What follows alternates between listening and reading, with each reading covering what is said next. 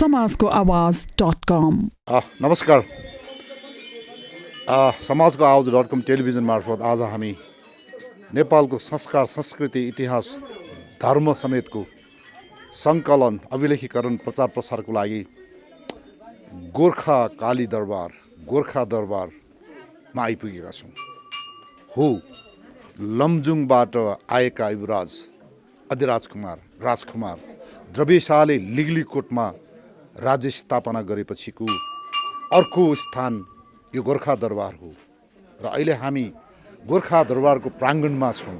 यो दरबार राजा रामशाहले बनाएका थिए र यसको विषयमा, यसको इतिहासको विषयमा हामीले बोल्नुभन्दा अगाडि यसभित्रको यो दरबार परिसरको विषयमा एउटा परिचय दिनको लागि मैले यहाँका पुजारीलाई मैले अनुरोध गरेको छु। यो गोर्खा राजवंशको स्थापनामा 6 घर 6 थरमा एउटा बोहरा जाति पनि हुनुहुन्थ्यो। उहाँहरू पाँडे, पन्त, अर्याल, बोहरा,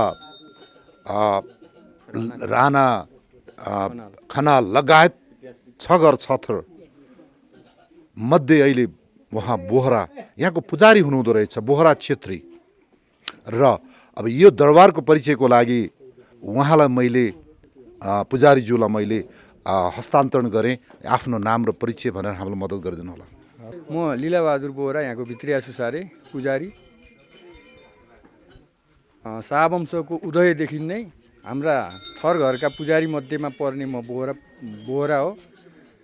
र अनि अब यहाँ 6 थर घरले चलाउँदै आइरहेको पूजामा हाम्रो पनि सरिक हुन्थ्यो। पृथ्वीनारायण शाहको, द्रव्य शाहको पालादेखिको निरन्तर अहिलेसम्म हाम्रा पुर्खादेखिको अहिलेसम्म म कार्यरत छु यहाँ। ठुलो यसमा दसैँमा, ठुलो दसैँमा र चैते दसैँमा राँगाको बलि हुन्छ। यसमा राँगा मात्रै बलि हुन्छ। यो सेकेन्ड बलि हुन्छ। त्यहाँ सतारको बलि हो नि, त्यो अर्को मौलो छ, त्यसमा सतार राँगाको बलि हुन्छ। बोकाको बलिहरू बोका भेडा भित्र हुन्छ। यो रङ्गमहल भन्छ। राजा रानीहरूले रिल्याक्स गर्ने अथवा यहाँ नाचगान भएको अरू पूजाआजा भएको बेलामा, राँगाहरू काटेको बेलामा त्यहाँ बसेर हेर्ने राजा रानीहरूले। राजा बस्ने दरबार यही पार्ट थियो, यहाँबाट जोडिया छ दरबार। यो अहिले भूकम्पले क्षति पुर्याएर अहिले निर्माण हुँदैछ। त्योबाट यता मन्दिर पनि क्रस हुन्थ्यो। मुख्य मन्दिर भनेको अब यो गोरखकाली मन्दिर भयो। यतापट्टि गुरु गोरखनाथको मन्दिर छ, गुफा छ। अनि त्यसको साइडमा पशुपति छन्।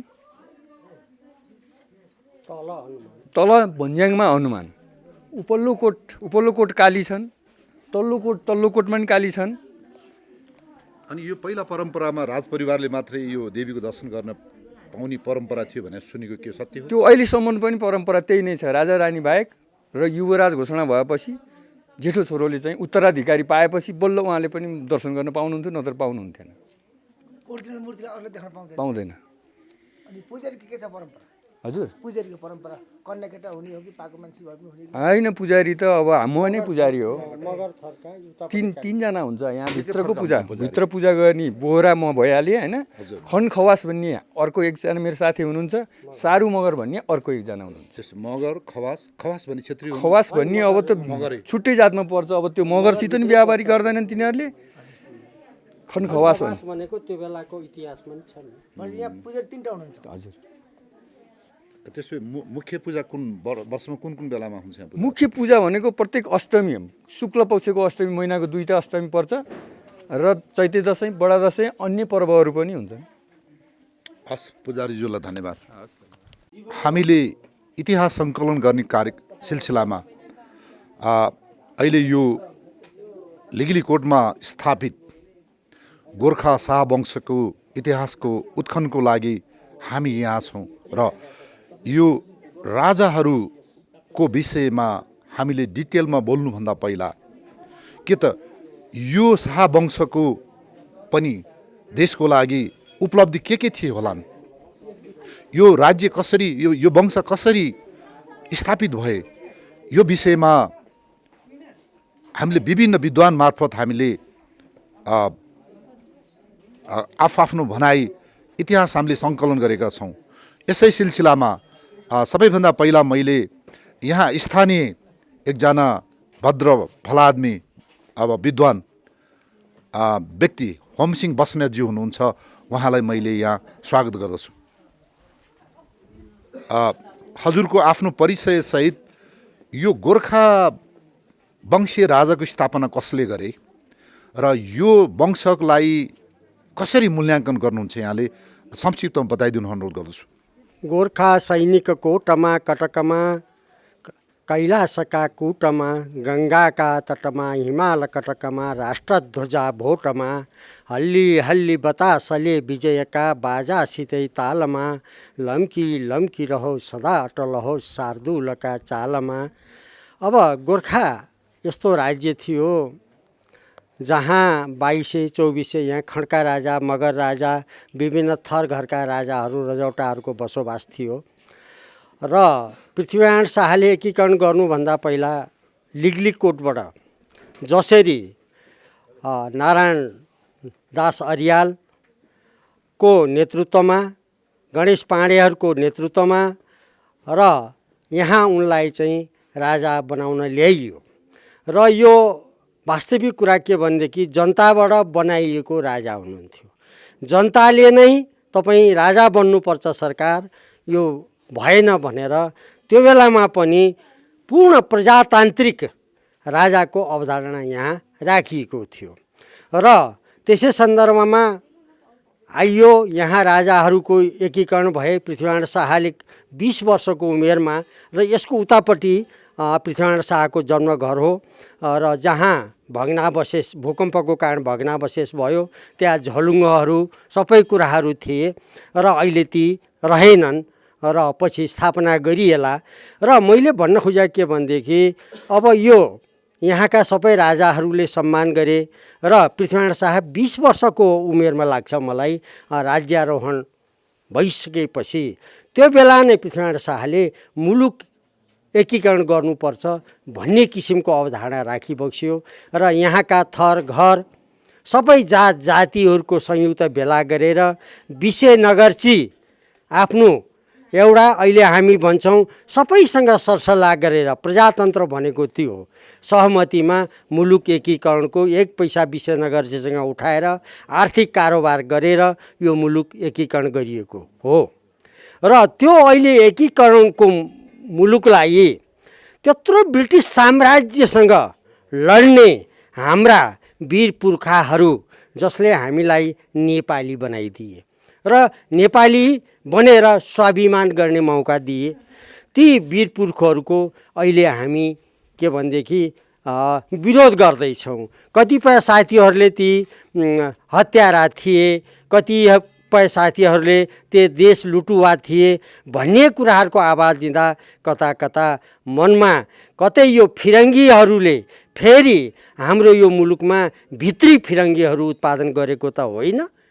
जसले हामीलाई नेपाली बनायो ती नेपाली बनाउनेहरूप्रति कटाक्ष गरियो र पृथ्वीनारायण शाहको यहाँसम्म गरियो कि उनको जुन शालिग थियो त्यो शालिगलाई पनि तहस नहस गरेर मुन्टो काटिएर अपमान गर्नसम्म गरियो। र यसरी म त के भन्छु भने प्रजातन्त्र भनेको त्यो बेलामा थियो, सबै जात जाति वर्ग लिङ्गसँग सोधेर अखण्ड नेपालको एउटा सिर्जना भएको थियो। अहिले वर्तमानमा के छ भने खण्ड खण्ड नेपाल, अखण्ड होइन खण्ड खण्ड नेपाल बनाउने जुन षड्यन्त्र भएको छ यो विदेशीहरूबाटै भएको षड्यन्त्र हो। त्यसका पात्रहरू मात्रै यहाँ काम गरिरहेको मैले देखेको छु र मैले त्यही बेलामा कसम खाएर यो कुराहरू भनेको थिएँ, यो अखण्ड राज्यलाई हामीले खण्ड खण्ड बनाउनु हुँदैन। हामी सबै जे जात हौँ, वर्ग हौँ, 4 जात 36 वर्णको साझा फुलबारी हो। कति राम्रो उपदेश थियो। सबै वर्गको यो राज्य मेरो मात्रै होइन, सबै जात जाति वर्ण लिङ्गको हो र त्यसलाई खण्डन गरियो। अहिले जातीय राज्यका अवधारणाहरू ल्याइए। त्यसपछि अर्को के अरे घुस लिने र दिने दुवै देशका शत्रु हुन्।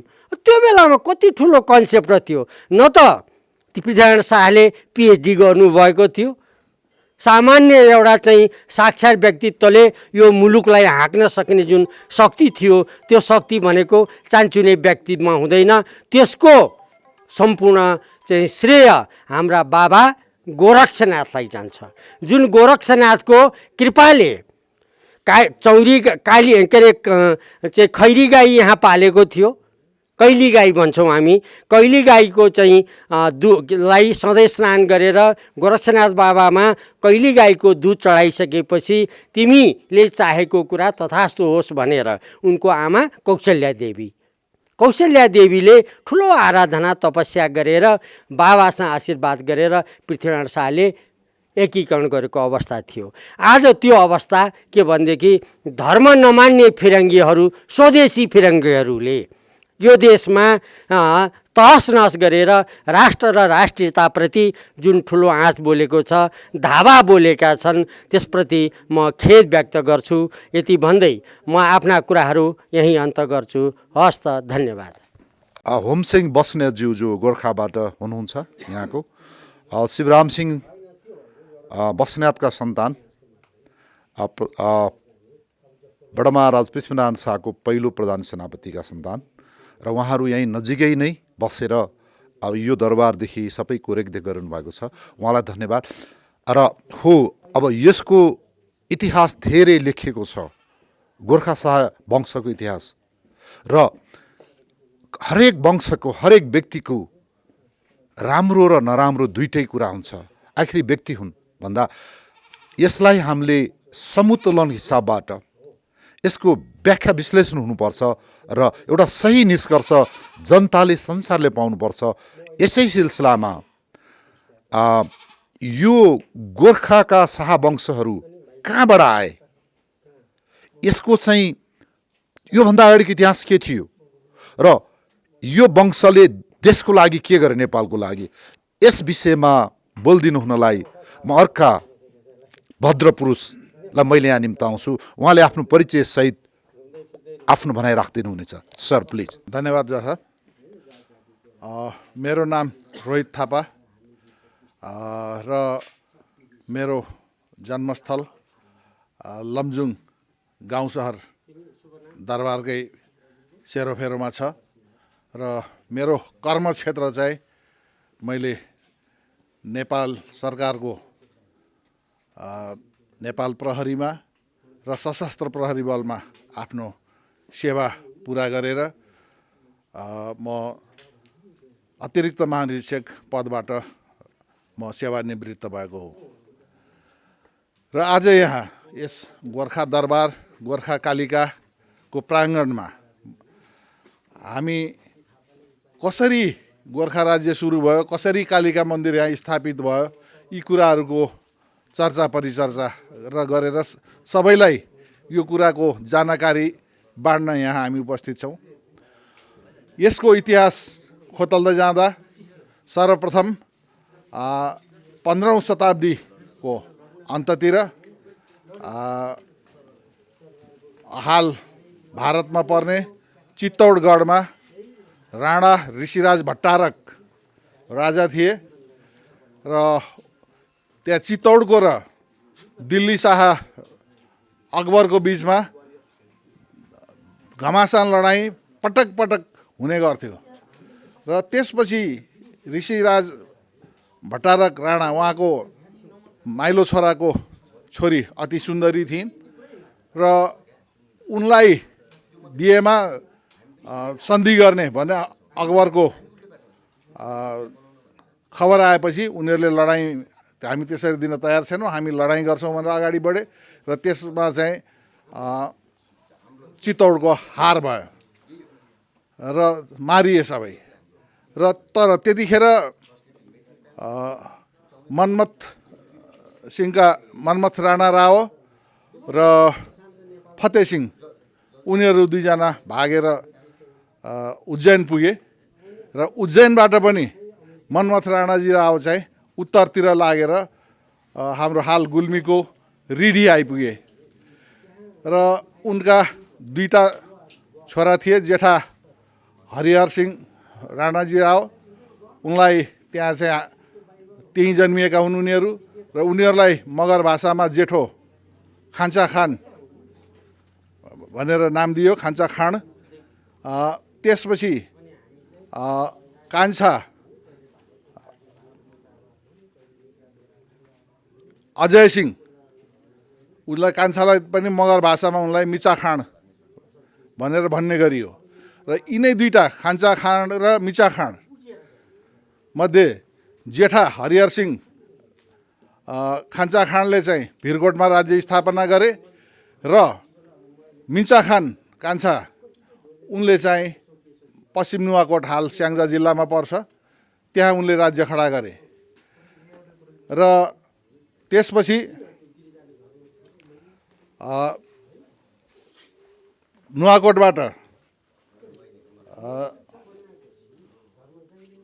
विचित्र खान चाहिँ उनका छोरा विचित्र खानले कास्कीमा आएर राज्य खडा गरे।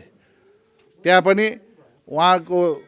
उनीहरूको नुवाकोटको एउटा सुशासन देखेर कास्कीका जनताले उनलाई बोलाएका थिए र त्यसपछि उनका छोरा नराज खान र नराज खानका छोरा जगती खान कास्कीमा राजा भए र जगती खानलाई चाहिँ उनले काशीका राजालाई, कास्की होइन काशीका राजालाई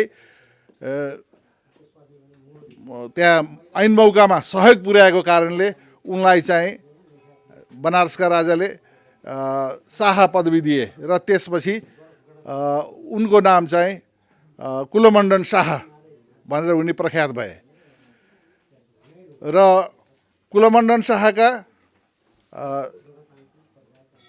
के अरे छोराहरू 7 भाइ छोराहरू थिए र त्यसै बखतमा लमजुङमा पनि यो भुरे टाकुरे राजाहरू, घले राजाहरू, मगर राजाहरू ठाउँ ठाउँमा राजाहरू थिए र उनीहरूले चाहिँ आफ्ना रैतीहरूलाई धेरै सताएका थिए।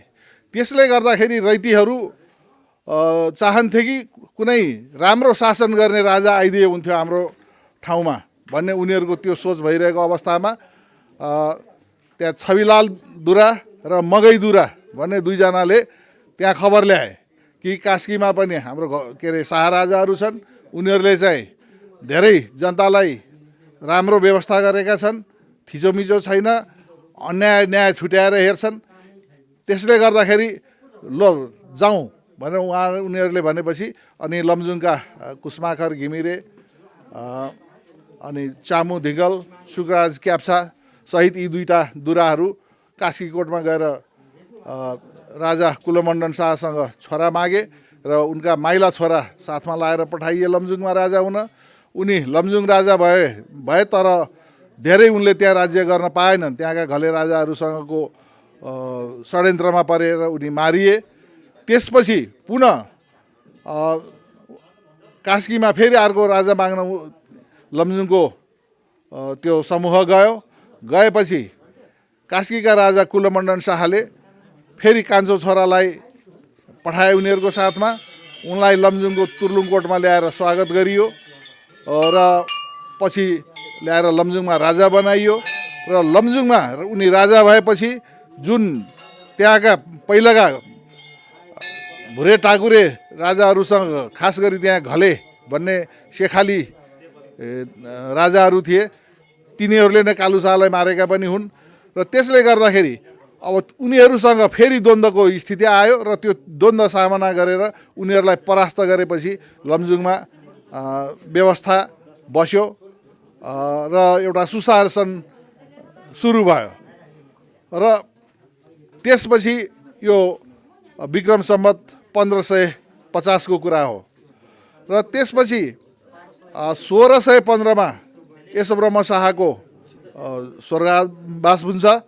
त्यो स्वर्गवास भएपछि नरहरि शाह जेठा लमजुङका राजा भए र माइला द्रव्य शाह चाहिँ आएर उनी राइनासकोटमा त्यहाँ मुकाम गरेर त्यहाँको चाहिँ एउटा त्यो क्षेत्रको प्रशासकै हिसाबले त्यहाँ रहेको अवस्थामा गोर्खामा पनि लिगलिगकोटमा पनि यसको माथिल्लो कोटमा पनि यी मगर राजाहरू र घले राजाहरूको बिगबिगी थियो। उनीहरूबाट जनताहरू सताइएका थिए र त्यसपछि गोर्खाबाट नारायण अर्याल लगायतका भारदारहरू गएर राइनसकोटमा गएर राजा द्रव्य शाहलाई आएर गोर्खामा आएर राजा हुनको लागि उनीहरूले प्रस्ताव राखे। त्यसमा धेरै विमर्श भयो र सुरुमा लिगलिगकोटबाट सुरु गर्ने निर्णय भयो र पहिलो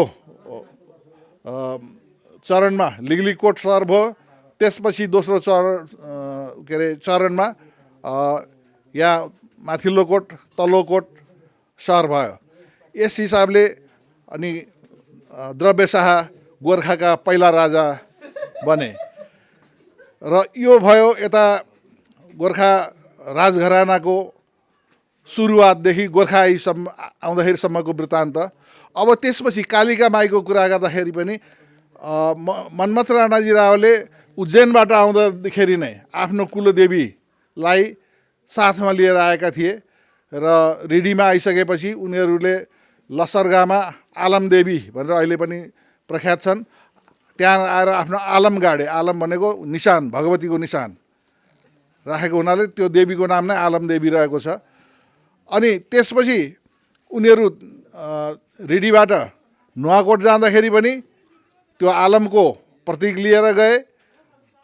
कास्की आउँदाखेरि पनि साथमा लिएर आए र कास्कीबाट कुलमण्डन शाहले आफ्नो छोरालाई राजा बनाएर लमजुङ पठाउँदाखेरि पनि त्यो आलमको प्रतिलिपि साथमा दिएर पठाए र भगवतीको मूर्तिहरू पनि साथमा दिएर पठाए र लमजुङमा गाउँ सहरमा दरबार र कालिका बनेपछि त्यहाँ चाहिँ कालिकाको मन्दिर स्थापना भयो। पछि द्रव्य शाहले लिगलिगकोट हुँदै यहाँ राजधानी मुकाम गरेपछि त्यतिखेर द्रव्य शाह र उनका लमजुङका राजा नरहरि शाहको बिचमा राम्रो सम्बन्ध थिएन, काटाकाटको स्थिति थियो, धेरैचोटि लडाइँ पनि परेको थियो। र त्यो अवस्थामा यहाँ देवी ल्याउन चाहिँ द्रव्य शाहले के उपायले ल्याउन सकिन्छ त भनेर सोद्धाखेरि उहाँको आफ्नो त्यहाँ लमजुङ दरबारमा छँदा आफ्नो धाइआमाको छोरीलाई खबर पुर्याएर त्यहाँबाट एउटा दियो बालेर त्यो दियोमा शक्ति जगाउन लगाएर त्यो दियो लमजुङ दरबारबाट यहाँ गोर्खामा भित्र्याएर यो कालिका मन्दिर स्थापना भएको वृत्तान्त हामीले जानकारीमा पाएका छौँ।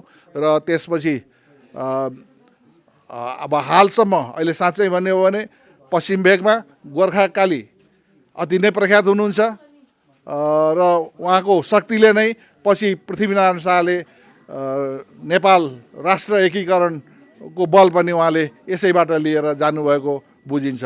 धन्यवाद। सर, यसमा यो गोर्खाका शाहवंशी राजाहरूको योगदानको विषयमा संक्षिप्त रूपले प्रकाश पारिदिनु पनि अनुरोध। अब गोर्खाका राजाहरू द्रव्य शाहदेखि लिएर गोर्खामा को यो सानो गोर्खामा को त्यतिखेरको गोर्खाको अन्तिम राज्य गर्ने पृथ्वीनारायण शाहसम्मको पुस्तावली केलाउँदै जाँदाखेरि सबैले आफ्ना पूर्वजहरूले योभन्दा अघिल्ला राज्यहरूमा जे जसरी काम गरेका थिए, जसरी सुशासन गरेका थिए र जसरी न्याय सम्पादन गरेका थिए त्यो कुरा गोर्खामा राजा भएपछि द्रव्य शाह र उहाँका सन्ततिहरूले गरेको कुरा इतिहासमा प्रष्ट छ, जसमा मुख्यतः यहाँ गोर्खामा रामशाहको नाम आउँछ सबभन्दा धेरै र उहाँले धेरै रीतिथिति बसाल्नु भएको छ। न्याय निसाफ कसरी गर्ने, बन्दो व्यापारमा के अरे नाप तौल इत्यादि कसरी गर्ने, यो खेतीपाती इत्यादिहरूमा कसरी व्यवस्थित गर्ने यी कुराहरू उहाँको उसमा प्रशस्त काम भएका छन्। त्यसै गरेर उहाँका वंशका सबैले त्यो गर्दै गएका छन् र पृथ्वीनारायण शाहका पिता नरभूपाल शाहको पालामा पनि धेरै के अरे परसम्म पुगेर जनताहरूको र यसको खास गरी यो भूमि व्यवस्थापनको धेरै व्यवस्थित गरेको पाइन्छ र पृथ्वीनारायण शाहको त अब यो छुट्टै एपिसोडमा यसको व्याख्या आउनेछ।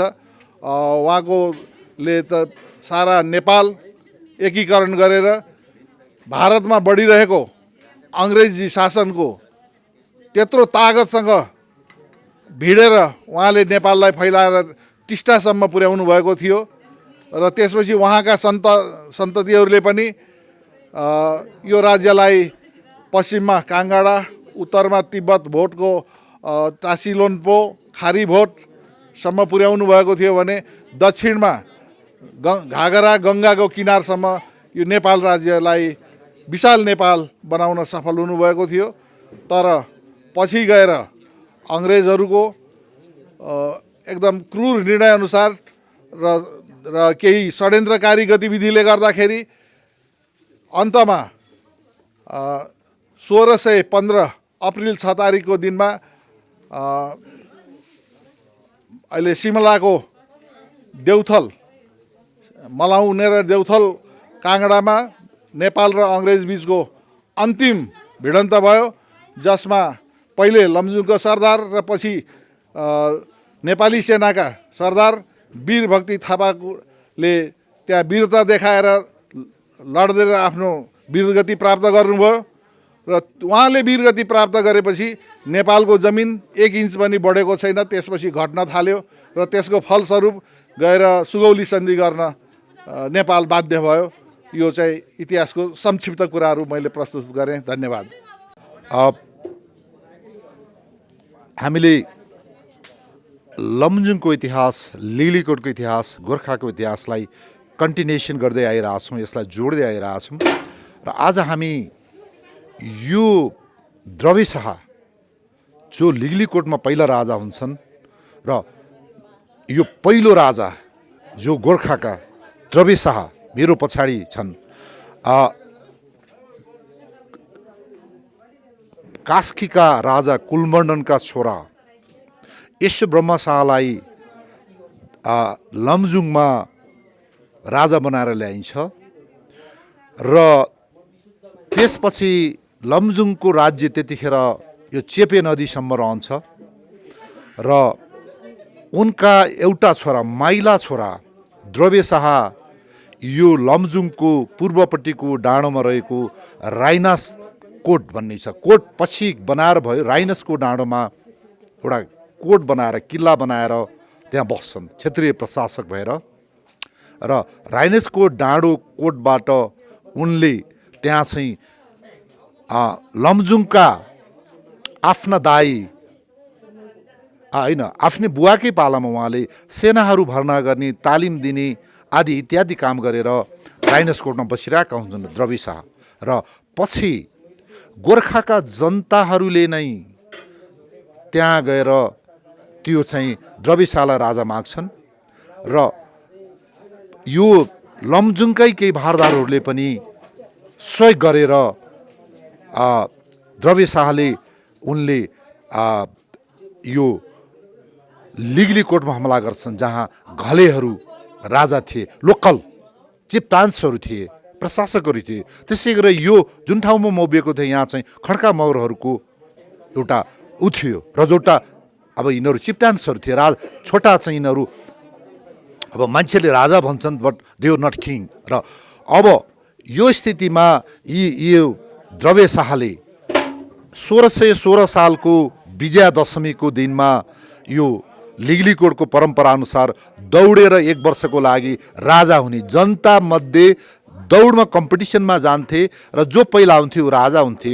त्यो प्रक्रियामा यी घलेहरू राजा चुनिन्थे 1 वर्षको लागि।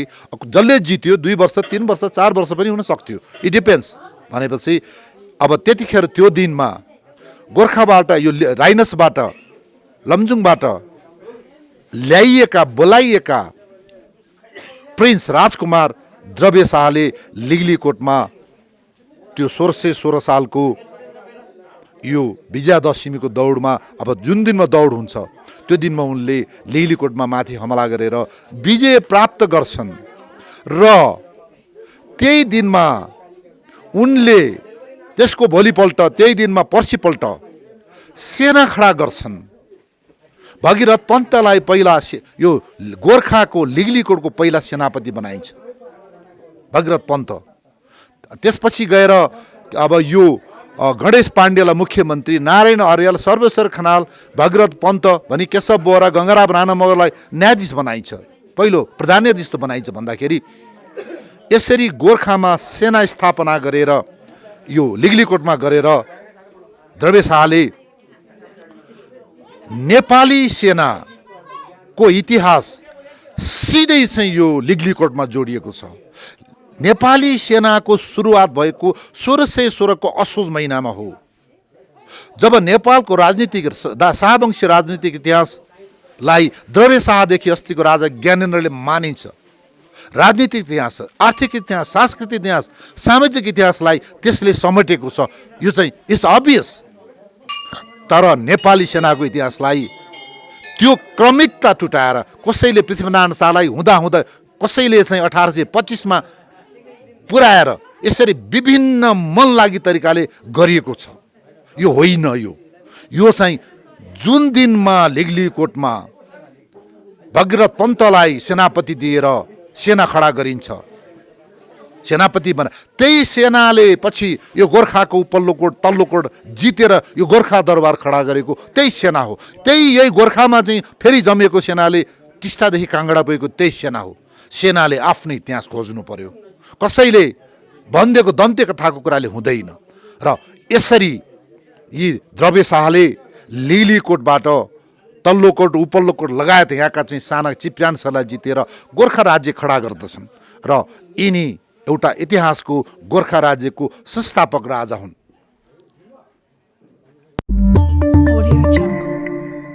समाजको आवाज.com